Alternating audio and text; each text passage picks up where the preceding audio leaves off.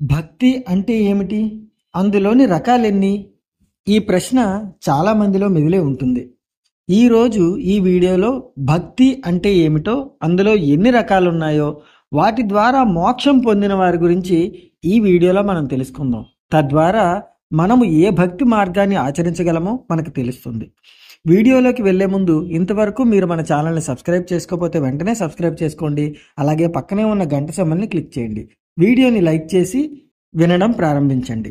భక్తి అనేది ఒక పవిత్రమైన భావన. మనుషులలో భక్తి భావన కలవారిని భక్తులు అంటారు. భక్తి అనేక రకాలుగా ఉంటుంది.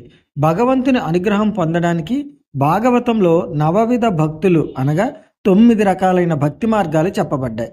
ఇందుకు ప్రామాణిక శ్లోకం భాగవతంలోని ప్రహ్లాద చరిత్ర ఘట్టంలో ఉంది. అసలు భక్తి ఎన్ని రకాలు, ఎటువంటి భక్తిని కలిగి ఉండడం వల్ల ఎటువంటి ప్రయోజనాలు చేకూరుతాయో ఇప్పుడు చూద్దాం. మొదటిది శ్రవణ భక్తి. సత్పురుషుల వాక్యాలు, సద్గ్రంథాలు విన్న మానవుడు మంచివాడుగా మారడానికి అవకాశం ఉంటుంది. ఇది జ్ఞానానికి మార్గం చూపుతుంది. దీనివల్ల మానవులకు భగవంతుని పట్ల విశ్వాసం పెరుగుతుంది. పరీక్షిత్తు శ్రవణ భక్తిని ఆశ్రయించి మోక్షాన్ని పొందాడు. రెండవది కీర్తనా భక్తి. భగవంతుని గొప్ప లక్షణాలను కీర్తించడమే కీర్తనా భక్తి. భగవంతుని సాక్షాత్కారం కోసం కీర్తనా భక్తి ఉత్తమమైనది. వాల్మీకి, నారదుడు, తుంబురుడు, ప్రహ్లాదుడు, ఆల్వారులు, నాయనార్లు, రామదాసు మొదలైన వారు కీర్తనా భక్తితో మోక్షం పొందారు. ఇక మూడవది స్మరణా భక్తి. భగవంతుని లీలలను మనసులో నిలుపుకొని స్మరించడమే స్మరణా భక్తి. ఇందులో నామస్మరణం, రూపస్మరణం, స్వరూపస్మరణం అని 3 రకాలుగా ఉన్నాయి. మునులు, ప్రహ్లాదుడు, ధ్రువుడు, తులసీదాసు, త్యాగరాజు మొదలైన వారు స్మరణా భక్తితో ధన్యులైనారు. నాలుగవది పాదసేవనా భక్తి. సర్వ అవయవాలలో ప్రాముఖ్యం వహించినవి పాదాలు. వీటిని సేవించిన భక్తులకు భగవంతుని పవిత్ర సేవ చేసుకున్న ఫలితం వస్తుంది. భరతుడు, గుహుడు మొదలైన వారు ఈ పాదసేవ ద్వారా ముక్తులైనారు. ఐదవది అర్చనా భక్తి. ప్రతిరోజు తులసి, పుష్పాదులు, ఇతర సుగంధ ద్రవ్యాలను సమర్పించి అర్చన రూపంలో దేవుని పూజించడమే అర్చనా భక్తి.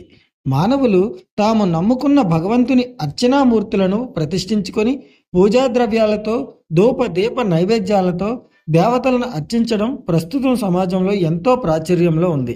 ఆరవది వందనా భక్తి. వందనం అంటే నమస్కరించడం.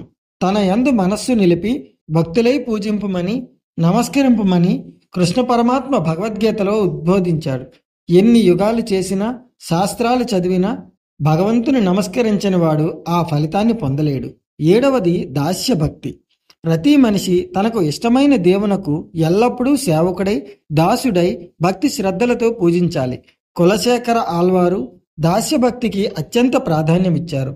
హనుమంతుడు, లక్ష్మణుడు మొదలైన వారు దాస్య భక్తిని ఆచరించి ముక్తిని పొందారు. ఇక ఎనిమిదవది సఖ్యభక్తి. సఖ్యం అనగా స్నేహం.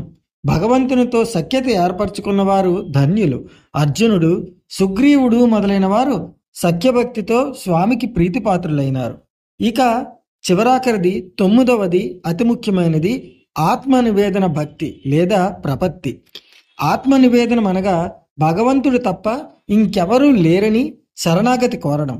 భక్తి మార్గాలన్నిటికన్నా ఆత్మనివేదన మోక్ష మార్గానికి సులభమైన మార్గం. ఈ మార్గాన ద్రౌపది, గజేంద్రాదులు ముక్తి పొందారు.